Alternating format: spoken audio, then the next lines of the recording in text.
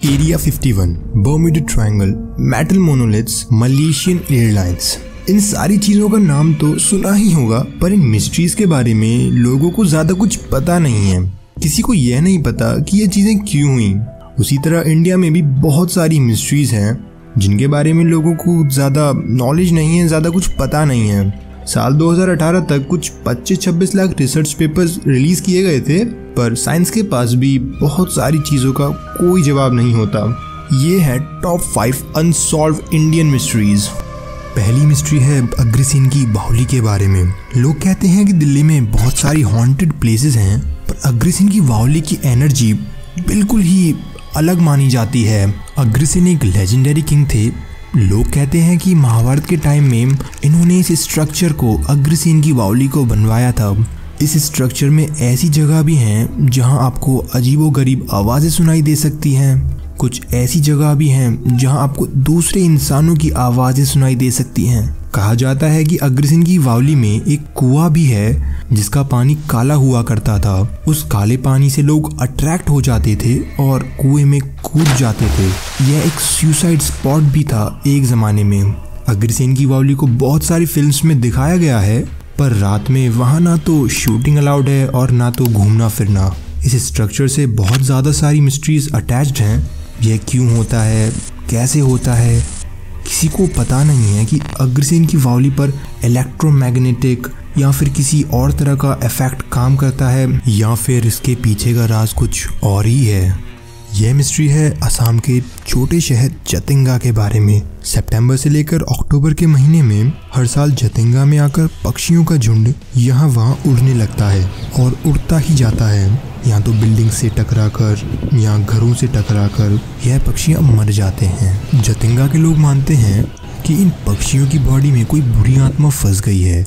इसी वजह से उन पक्षियों का दिमागी संतुलन चले जाता है, पागल हो जाते हैं और मास सुसाइड कमिट करते हैं। जो पक्षियां मास सुसाइड नहीं कमिट करते उन्हें जतिंगा के लोग आसमान से नीचे पुल करके मार देते हैं।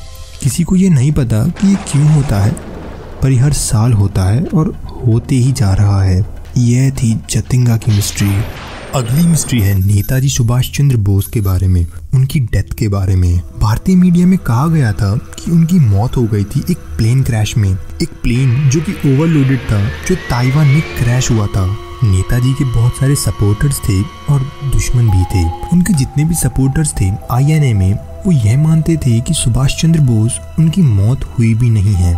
वो मानते थे कि ये एक कॉन्स्पिरेसी है। नेताजी के दुश्मनों ने एक कॉन्स्पिरेसी फैला दी है दुनिया भर में कि सुभाष चंद्र बोस की मौत हो गई है, जबकि असल में शायद उनकी मौत हुई भी नहीं थी। और तो और इंडियन इंडिपेंडेंस के बाद ऐसे बहुत सारे इवेंट्स हुए थे जहां लोगों ने कहा था कि सुभाष चंद्र बोस को वहां देखा गया है, जैसे कि जवाहरलाल नेहरू का फ्यूनरल, जैसे कि उत्तर प्रदेश का एक छोटे शहर की यह कहानी फैजाबाद। उत्तर प्रदेश का एक छोटा शहर जहां कहा जाता है कि गुमनामी बाबा के नाम से एक इंसान वहाँ लोगों की मदद करते हैं, पर उनका चेहरा बिल्कुल सुभाष चंद्र बोस की तरह था। नेताजी की कहानी को लेकर ऐसी बातें, बहुत सारी कंस्पिरेसी थ्योरीज और लेजेंड्स लोग आज भी मानते हैं कि उनकी मौत ताइवान में नहीं हुई थी, उनकी मौत उस प्लेन क्रैश में नहीं हुई थी। और अगर उनकी मौत नहीं हुई थी तो नेताजी ने पब्लिकली ये अनाउंसमेंट क्यों नहीं की? लोग उनकी मौत और उनकी ज़िंदगी के बारे में क्यों नहीं जानते थे? ये आज भी एक अनसॉल्व्ड मिस्ट्री बनी हुई है। अगली मिस्ट्री है कुलधारा गांव की। राजस्थान का एक छोटा सा गांव जहां कहा जाता है कि एक ही रात में हर कोई उस गांव से डिसअपियर हो गया, चला गया। किसी ने उनको देखा नहीं, किसी ने उनकी डेड बॉडीज नहीं देखी और किसी को नहीं पता कि उस गांव में क्या हुआ। कुलधारा गांव में बहुत सारे पलीवल ब्राह्मण्स रहते थे।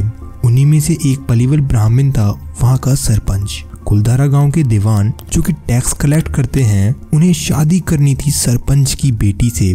सरपंच ये बात मानी नहीं, जो कि दीवान को बहुत बुरी लग गई और फिर दीवान ने यह फैसला किया कि वो उस गांव पर बहुत ज्यादा टैक्स इम्पोज करेगा।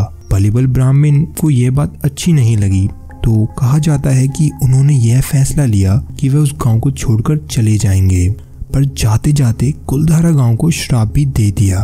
पॉलीबल ब्राह्मण्स ने यह कहा कि जो भी इंसान उस गांव में उस दिन के बाद रहेगा वो एक बुरी मौत मरेगा, और एक ही रात में उस गांव के जितने भी लोग थे वो सब डिसअपियर हो गए, चले गए। पर कहा जाता है कि उस दिन के बाद से एक भी सदस्य किसी ने देखा नहीं। तो यह थी कुलधारा की अनसॉल्व्ड मिस्ट्री। आखिरी मिस्ट्री है बैजनाथ मंदिर के बारे में। यह एक शिव भगवान का मंदिर है जो 9th सेंचुरी में बनवाया गया था। इसके लॉन में एक 90 किलो का पत्थर है जो लोग कहते हैं कि आप अकेले कभी भी नहीं उठा सकते।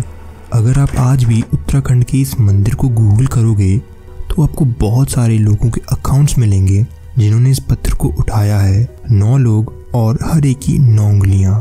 8 लोग भी मिलकर इस पत्थर को नहीं उठा सकते। यह क्यों होता है और कैसे होता है, साइंस के पास इस चीज़ का कोई जवाब नहीं है। तो ये थी भारत की 5 अनसॉल्व्ड मिस्टीरियस स्टोरीज। वीडियो अच्छी लगी हो तो लाइक कीजिए, शेयर कीजिए और कमेंट्स में बताइए कि अब आपको किस टॉपिक के ऊपर वीडियो चाहिए।